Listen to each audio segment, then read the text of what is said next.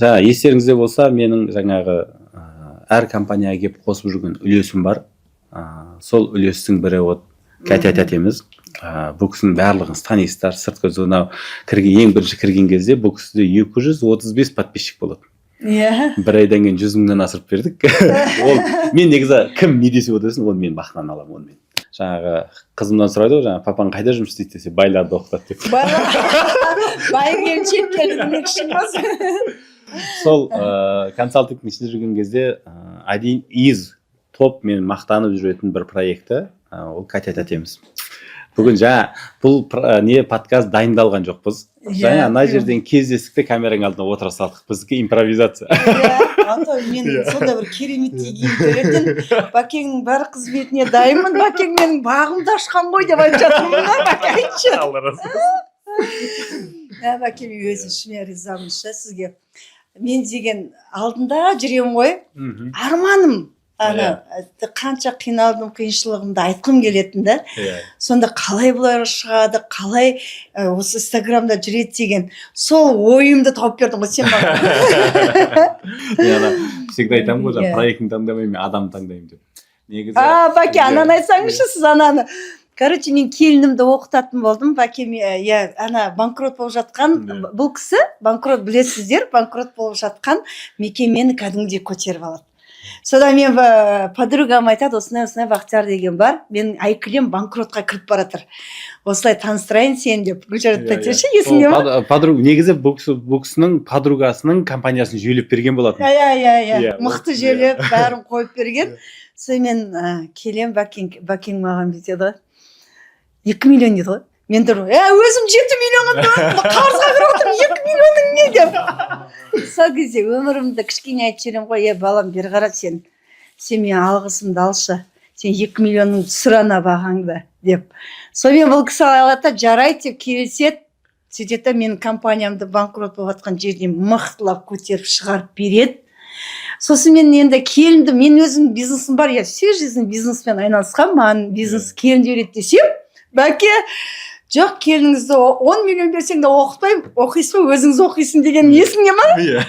Содан. Өйткені мен айтамын, любой компанияның ішінде болып жатқан жағдай 98% ол компанияның егесінің басында болып жатқан жағдай да. Бұл кісі келеді айтады да, вот міне компания, ана келінімен балама үйретіп берші, мен із қалдырып кетемін. Мен айтамын, егер де сіздің народа 98% вовлеченность болмаса, онда сіз компанияңыз алдыға жылжымайды. Содан бастап 3 күн базинен жүрдім ғой сіздің. Алла разы болсын, рахмет, мықты көтеріп бердің. Одан кейін бизнесмен балаларыма да жақсы көмектестің. Олар әлі алғысын айтады. Олар қатты көтеріп кетті. Мықты көтеріп кетті олар. Олар деген қазір хит болады. Сәттілік. Ана Әже құрттың жігіттері. Әже құрттың основателі менмін ғой. Мен ойлап, мен шығарған, бірақтан мен бизнесмен балаларыма. Мен балаларым. Олардікінде жүйелеп мықты көтеріп берді Бәкең. Алла разы болсын, Бәке. Серің жолдас болсын. Мен всегда сені көріп қуанып отырам. Әр қазақтың баласы осындай ақ болсын деп. Негізі, Тәте, мен бүгінгі бірақ ниетім дейді ғой. Мына нәрсені түсіндім да, кәсіпті жүйелей салу ол оп-оңай. Ішіне кіресің, раз, два, три, нешең ол формула болды. Бірақ біздің мынау қазақтардың ішінде мынау сасық көкірек дейді ғой, біздің анау коронамыз келіп қала береді, тағымыз отырып қала береміз ғой. Содан бастап біз құлаймыз да. Енді мен сізге кіргеніміз қазір 2 жылдан асып кетті ғой. 2 жыл, августта 2 жыл болды ғой. Августта 2 жыл болды. Асып кетті, сентябрь, октябрь, ноябрь, 2,5 жыл болды мен сізге. Сіз енді осы 2,5 жылдың ішінде қазір біз сізден интервью алатын жағдайға келдік қой. Қатты көтерілдіңіз. Рахмет. Қалай ұстап қала алдыңыз, қалай әрі қарай өтіп кете алдыңыз? Маған осы мысалға мен бір нәрсемен кезіктім да, компаниялардың ішіне кірем, 2 айдың ішінде жүйелеп кету оп-оңай ол. Бірақ 2 айдан кейін алып кету көп адам алып кете алмайды. Қайта мен күтіп отырады. Мен енді ол жерде доза болғым келмейді ғой. Ал енді осындай қайттан алып кеткен компаниялар бар ғой, ол санаулы. Оның ішінде мысалы ертең біреусіне мысалға анау Шымкенттегісіне барам, 1,5 жыл бұрын қойып кеттім ол компанияны. Қазір енді олар осы кезде ертең бір күні мені шақырып жатыр. сіздің жүйеңіз болмаса менде мынандай өспейтін 10 рет өсіп кеткен ғой компаниясы. Қазір 10 сотруднигі машина сыйлап жатыр. Компания машина сыйлап жатыр. Оның өзінің командасына. Соның бірі сізде енді өзіңізде көтеріліп кеттіңіз. Қазір халықтың алдында қанша адам сіздің артыңыздан қарап отыр. Қазір лидер, әйелдердің лидері болып жүрсіз ғой. Жаңа Бишимбаевтың несі судьясы болып сіз болып жүрген сияқтысыз қазір. Иә, Аллаға шүкір. Енді шыны керек қой, мен өзім 15 жыл болды ма осы тендер саласында жүрмін, оны білесің бәке. Басында айтқан болатын, бәке маған басқа бизнес керек жоқ, мен өзімнің бизнесім бар, закуппен айналысам деп.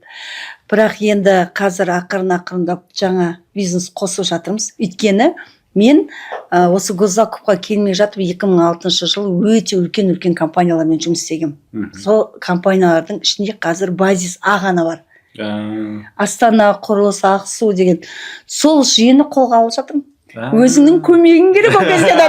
Қайттан кірейін ба? Қазір енді халықтың алдында жүрсіз ғой. Қандай сынақтан өттіңіз? Енді біздің қазақтар бар ғой, аман болсын ғой. Ұрсады кейде. Болады енді ондай, бірақтан ешқандай бір қиыншылық ештеңе көрген жоқпын. Қолымнан келгенше әрекетімді жасап жатырмын. Үйренбегенге үйретіп жатырмын. Үйренбегендерді ұрсып жатырмын. Бірақ нәтиже бар. Енді 100% деп айтамайым, 70% істеп жатыр, оны 30-ы енді былай. Біз енді жаңағы кеше біз адамның өзіне де байланысты ғой. Кешегі Қытайда достарымызбен барғанбыз ғой. Осы жол барғанда клиент топ өздерінің магнаттармен бардық біздер, монополистермен бардық. Кеше неге Катонский выставкаға ма? Оң күн жүріп қайттық ғой. Сонда жаңа біздің жақсы балдар айтады да. Біздің қазақтың бизнесі қандай дейді. Бизнесте жүріп былай айтады дейді. Мен қазір зданияны салып алайыншы, арендаға беремін деп жатамын дейді да. Біздікі жатып бизнес жасау ғой. Иә, сондай адамдарға кезігіп қалғансыз ғой. Жоқ, мен жатпаймын, мен обеда бір жұмыс, после обеда рахат қой. Қазір жарық дүниеде мына Алла тағала шанс беріп жатқан кезде істеген жақсы. Қазір жататын заман емес. Қанша тапсам, бәке айтшы, алдында екеуміз айтатығымыз, бір айына 10 миллион теңге тапсақ жетеді. Айына 10 миллион теңге, қазір 10 миллионда. Немере бар, бала шаға бар, жақсы.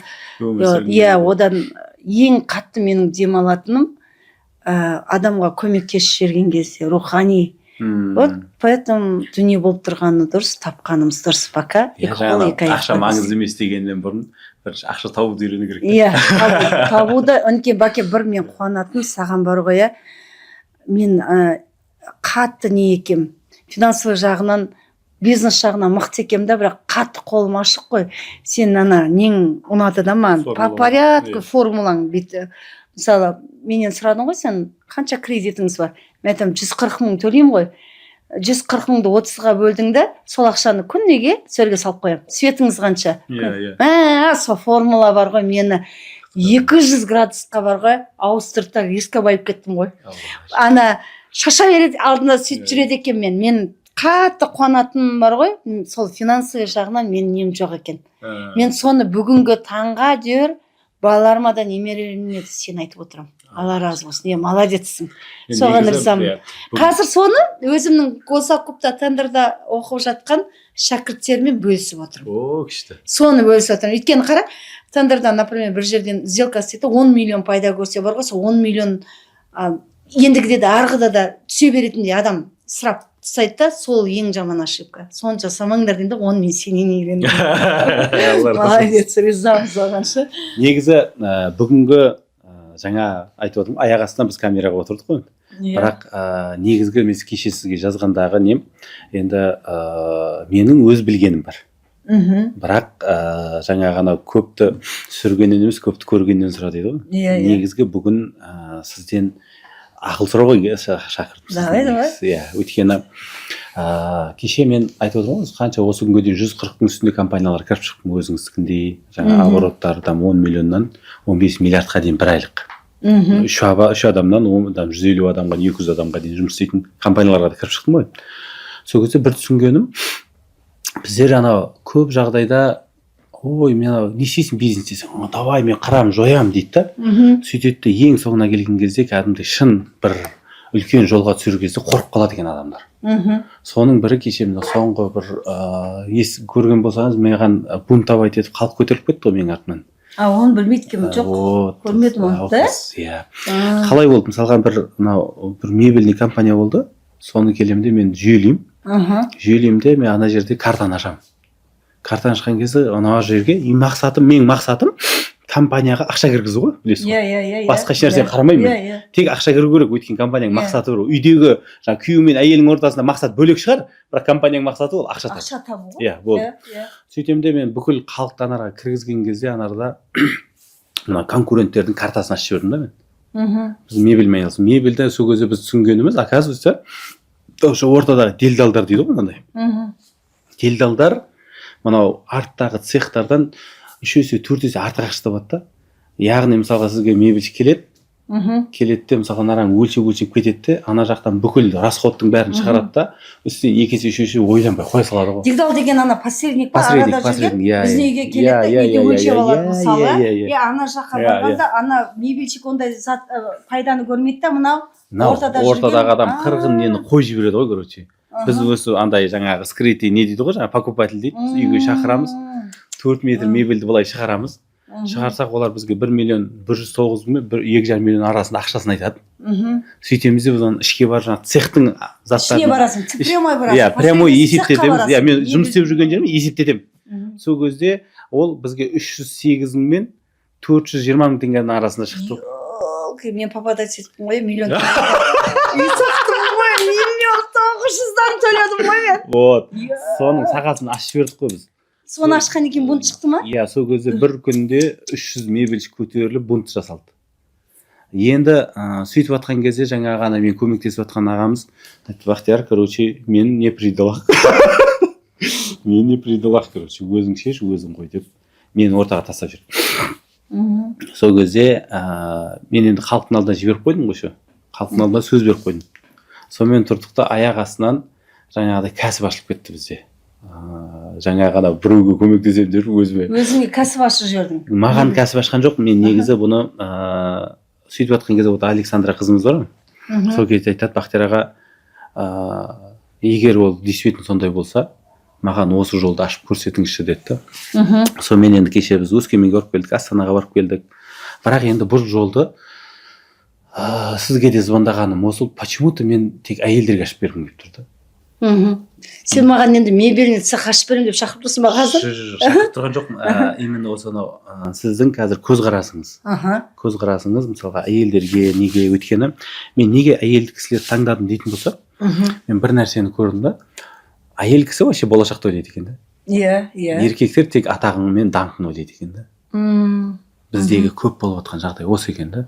Ана кеше содан кейін тұрдым да, енді менің мақсатым қазір анау жаңағы ғана ортада өлшеп беретін адам бар ғой. Иә. Соның жұмысын барлығын автоматизировать. Әйел заты оны істей алады ма? Иә, вот соған дайындап беріп істетіп жатырмыз да біздер қазір. Мысалға анау Леганың несін алдық та біз жаңағы өзіміздің құрастырып ал дегенге әкеліп жатырмыз да. Ішінің бәрін полный автоматизировать етеміз, полный не істейміз. Енді мен қазір өзіңіз жұмыс істеп жатсыз ғой, мысалға міне сізде ер бала да бар, оқитын қыз бала да бар. Мен осы мынау қыз баланың жолын таңдаған дұрыс па, дұрыс емес па? Сол сіздің ойыңыз керек бұл жерде. Өйткені анарда мақсат қандай? Үйдегі отырған дама хозяйкаға де көмектесу, чтобы ақшасын өзіңіз айтқан сияқты ақшасын економдау үшін. И бер жақтағы кәсіп ашам деп отырған кісілерге де осындай готовый бизнес под ключ жасап беру. И сосын мынарда үлкен анау фабрикалар дейміз ғой, фабрикалардың жолын ашып беру да. Осы мақсатта жүріп жатырмыз негізі. Қазір мына шайдың үстінде әңгімелесеміз деп отырдық қой, біз аяқ астына ютубқа салып жіберейін деп тұрмық қой бұдан кейін. Енді осы жерде уже мен түсінгенім жаңа айтайын деп отқан кәсіпті жүйелеп беру оп-оңай, бірақ масштабқа шығу қиынырақ. Алып кету, иә. Енді мен сол масштабты тоже өз қолыма алып жатырмын да. Алып кетіп жеткізіп бересің до конца. До конца, мысалға там қанша 50-60 әйел кісіге готовый бизнес ашып бергім келіп тұр ғой. Под ключ. Под ключ бизнес ашып беріп қана қоймай. Мысалы қандай бизнестер? Мебель. Қазір мен так буду. Неге тек мебельдің айналасына кіремін. Қазір мебель тек қана. Иә. Өйткені бір жерден шедевр шығарып, сосын жаңа многофункциональный қылып оны продукт қоса беру оп-оңай ғой. Бірінші қазір мебельден уже мысалға любой қыз бала любой әйел кісі істей алатындай жұмысын жасап беріп жатырмын. Өйткені мен бір түсінгенім, бізді әлі Қазақстанда жаңағыдай көп компания масштабқа шығуға қабілет жетпейді екен. Мысалға сізді сізді жол көрсетіп жібердік, өзіңіз алып кеттіңіз ғой. Ондай адамдар редко да. Мен сөзсіздің кәсіпкермін ғой, поэтому, наверное. Жоқ, ол кәсіпкер, барлықтар кәсіпкер. 20 жылдық, 10 жылдық кәсіпкерлер бар. Мысалға тәтенің өзің сіздің құрбыңыз. Мысалға сонша жылдық кәсіпті алып кетті ғой, дөңгелетіп алып кете алды ғой мысалға. Сондықтан да бүгінгі негізі сіздің сырт көзбен көз қарасыңыз керек маған. Жаңағыдай енді бұл жол сіздің ақылыңыз керек бізге. Не істей аламыз, қалай қыла аламыз. Керемет жоба. Қыз балдарға не істей аламыз. Оның бағасын барлығын. Жаңағы 2 есе төмен минимум. Қанша мысалы бір қызды оқытып солай масштабқа шығарып алып берген бағасы? Жоқ, біз где-то 3 миллионмен басталады деп тұрмыз. 3 миллионмен, күшті. 3 миллионмен кәсібін бастайды да, бірақ окупаймыз 1,5 ай мен 3 айдың ортасы деп отырмыз. Өзінің ақшасын өзі шығарып алады. 1,5 ай деп жатсың ба? 1,5-3 ай. Өйткені ең оңай жұмыс қой негізі. Негізі былай болды ғой. Бақтияр, сен бұл мебельде істей алмайсың дейді ғой маған. Ана кеше бунтқа кісілер. Мен сұрақ қоямын да, осы маған бір адам таныстыршы деймін да, мебельде дипломмен жүрген. Жоқ та ондай адам. Значит, адам істеген адам істей алады. Адам істеген адам жасайды. И сол үшін де мен білмеймін, биылға өзі бір именно мебельді ашып алдың, Бақтияр, соның проектісін күшті шығарып тұрсың ба қазір сен? Ортада не көп қой? Табыс. Ортадағы, шынымен Бақтияр, мен биыл үй соқтым ғой. Сол мебельдер бар ғой, каждый мебелім бар ғой, 2 миллионнан асып кетті ғой. Ана жерде цехтың прямой барсам сонда ғой, Мен бірақ шынымен де өзім таңғалдым, бір мебельге 2 миллион 700 төледім да, кухняныкіне. Сосын қанша метр? Былай 5 метр ма? И тағын былай және бар, холодильниктің орындары. Соған 2 миллион 700 төледім да мен, 2 миллион 700. Кухняға 2 миллион 700 төледім. Ал кейін төбеде комната, детскийға, спальняға өзім спальняма 3 мебельге 2 миллион төледім. Сол кезде разницасын өте мықты вопрос көтеріп жатсың да, Бақтияр. Түсінгі материалда, үйдегі бар нәрсе да. 3 мебелімнің өзі 2 миллионға жеткен жақта, бір мебелім 2 миллион 700 болып кетті. Былайғы есептеп берейін сізге. 7 метрді 100 мың теңгеден көбейте салыңыз, себестоимость 100 мың теңге. 70 мен 120 мың ортасы ғой себестоимость ана. Енді есептеңіз, сіз қанша ақша шығындалып кетті ме? 2 миллион 700 болса, 700 мың теңге, пусть 1 миллион болсын. 1 миллион 700 мың теңге шығындалып тұрсыз ғой. Сен енді осы жобаны қолға алғың келіп тұр, әйелдерге, бірақ ол бітті ғой, Бақтияр. Келді де өлшеді, дизайнерін бәрін мемен согласовать етті де, өзі құрды ғой шпаперпен, торт етіп. Оның әйел затсыз селай ма деп атқан. Мынандай ғой, мысалға OLX-те қазір. Алады нанимать етеді. Өзі алдына тұрады. Оның 50 мың теңге де оның қызы. Бір 2 күнде жинайды, 100 мың. Молодец не, Бәке. Тема, Бәке. Ана қыз бала просто шамаланды. Мен, например, оны немен шоповеркпен қатырасың ғой. Сол кезде мен OLX-тан сондай аламын да, өзім басында қарап тұрам, мына жерге. Аккуратно, прям стыктарын келтіріп. Күшті. Тема. Енді мен мақсатым жаңа мен өзім немеде жазып қойған ғой, мен халықтың адам. Халыққа пайдалы, конкурентке қауіп. Осы жобаны шығарған кезде конкуренттердің картасын ашып жібердік қой біз байқамай. Конечно, ашасың ана жерде. Мен өзім қазір 1 миллион 700-ге ішім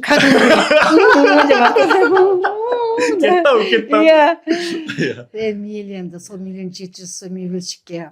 Одан бөлек еще, енді оларды да кінәлай алмайсың, неге? Оларда жүйе жоқ қой. Мысалға сіздің мебеліңіз, скорее всего, там 30 күн мен 90 күннің арасында істеп берді. Жүгірдік қой арқасынан, жалындық қой ақырында, жыладық қой ақырында, айналайын жаңа жылға кірекші үйімізге қашан келеді, ол мебель әлі біткен жоқ, әлі күтіп жүрміз. Сол, көрдіңіз бе, мына уақыт созылып кетеді олар, біз соны 3 күнде қойып бердік. Молодец, мықты жоба. Осыны енді бірақ мен қыз балдарға бергім келіп тұр. Неге? Қыз балдарда жаңағы жауапкершілік бар. Баласына жауап берген сияқты. Давай, күшті, керемет. Соған бүгін сізбен отырып ақылдасайық, не істейік, қандай жолдары бар. Өйткені бұл үлкен жол. Кешеде енді анау мен ана күні бір статистиканы көрген кезде жүрегім ауырды ғой. Оның ішінде мен негізі былтыр өзімді кіріп кете жаздадым. 2020-да Қазақстан ажырасулардың қатарында 4-ші орында тұрады екен. 2-ші орында. Қазір шығып кеттік қой деймін иә біразға иә. Қазір 2024 уже 1-ші орында. 1-ші орында тұрмыз. 23-те 2-ші орын болғанбыз. Қазір 1-ші орында тұрмыз. Былтырдың өзінде менің басымда сынақ болды ғой. Былтыр мен бір ажырасып қосылдым ғой. Қой. Иә. Ол жаңағы еркектердің бір қуып кететіні бар ғой. Даже өзімді қойсайшы, мойындағаның өзі ерлік. Молодец, осы мұны айтсам, мойындаған. Сондықтан да соны қарадым да, ал рас біз егер де әлем бойынша 1-ші орында тұрсақ, значит біздің ұрпақтарымыз уже құлдырайды деген сөз да. Иә. Ал енді ұрпаққа ұстап тұратын ол кім жаңағы? Әйел заты. Әйел заты жаңағы өзің сияқты мен балама келіме көмектесші, маған көмектеспеші дей бересің. Иә, өзіңізді асыртса балаға көмектескіңіз келіп тұрады да. Сол үшін де ойладым да бір хотя бы осы қыз балдарға із қалдырсақ, оның артында кем дегенде 3 пен 5 баласы болса, значит 5 балаға із қалдырдым деген сөз ғой енді. 5 балаға жұмыс тауып бердім деген. Иә, біз мебель сатпаймыз, негізі біздер анау кәсіп ашып берумен көмектесіп отырмыз да. Иә, мақсатымыз сол. Мақсатымыз ол үйті жаңағыдай менікі емес, бұл жаңағы Александр ханым отыр ғой. Сол кісі келіп Бақтияр аға мен де осылардың қатарындамын. Мен де көтеріп беріңіз деді да, сонымен. Керемет, давай. Іске сәттілік. Күшті жоба. Иә, соны бір өз көзіңізбен бір сырттан қарап жеріңіз деп жатқаным. Все хорошо. Иә. Әр компанияға келіп қосып жүрген үлесім бар. Сол үлестің бірі от Катя тәтеміз. Бұл кісінің барлығын танисыздар, сырт көзі мынау ең бірінші кірген кезде бұл кісіде 235 подписчик болады. Иә. Бір айдан кейін 100 мыңнан асырып бердік. Ол мен негізі кім не десе отырсын, оны мен бақытынан аламын онымен.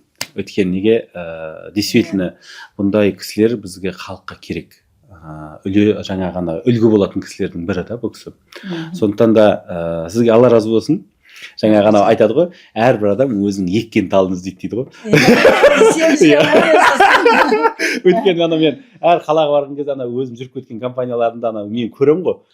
Өсіп отырасың да, өсіп жатса өсесің, өшіп жатса ішің жаман ашиды. Иә. Сондықтан да сіз өсіп жатқан үлкен талдың бірісіз, еліміздің алдымызда жаңа үлгі болардай жүріпсіз. Мысалға сізге Алла разы болсын, рахмет көп. Иә.